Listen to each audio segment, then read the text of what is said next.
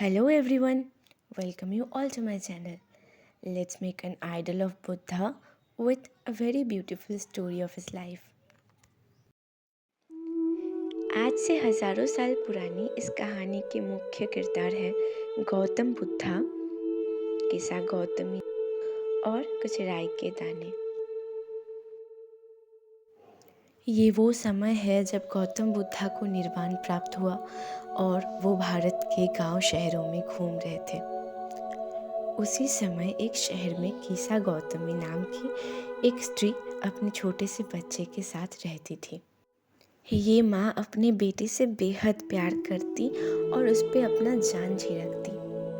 पर जैसे समय का चक्र परिवर्तन होता है और किसी भी दिया कभी एक तरीके से नहीं जलता, इंसान का शरीर भी हमेशा सही नहीं रहता।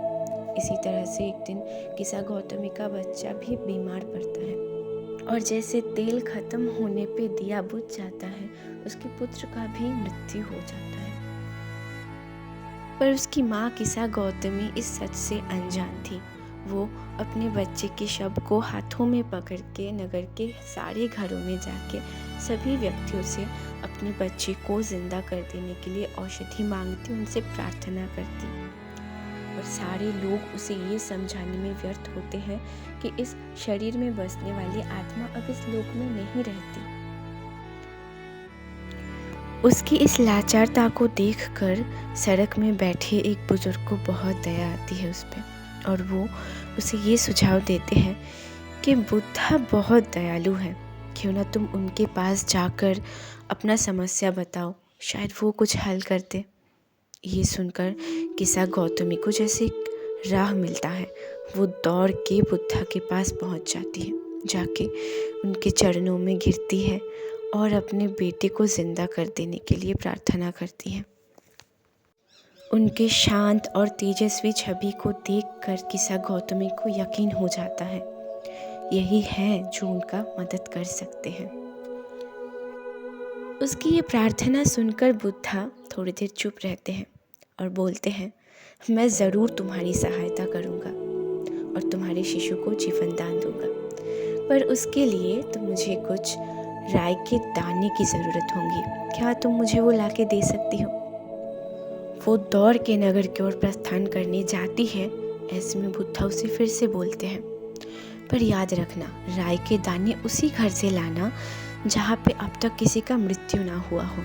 वो मान जाती है और नगर के ओर प्रस्थान करती है। जाके हर घर में पूछती है एक मुट्ठी राई के दाने के लिए। दिन भर में वो शहर के सारे घर में जा चुकी होती है, राई के दाने मांग चुकी होती है, पर सभी जगह से उसे एक ही उत्तर मिलता है, यही कि राई के दाने तो हम तुम्हें दे देंगे, पर मेरे घर में भी किसी का मृत्यु हुआ था।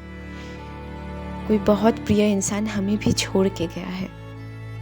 किसी भी परिवार में आज जितने लोग जिंदा हैं, उससे कई ज़्यादा लोगों की मृत्यु अतीत में हो चुकी है।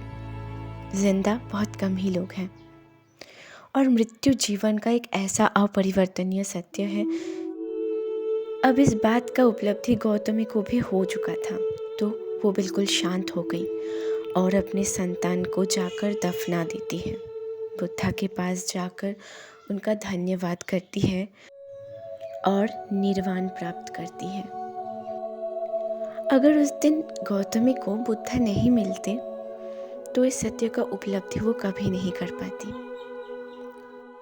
और अगर बुद्धा चाहते तो ये बात गौतमी को पहले ही बोल सकते थे, ज़रूर बोल सकते थे, पर शायद इसीलिए नहीं बोला उन्होंने क्योंकि कुछ सत्य का एहसास तभी अच्छी तरीके से होता है जब आप खुद उसे उपलब्धि करें, ना कि किसी की तरह बताया जाए। और कोई भी इंसान, वस्तु या फिर समय कितना भी अच्छा और प्यारा हो, हमें उसका साथ एक ना एक दिन छोड़ना ही होता है। इस बोध के साथ जिया गया एक क्षण भी निर्बोधता की 100 साल की ज़िंदगी से ज़्यादा कीमती होता है। And I hope you liked my efforts in this video. Thank you for watching it.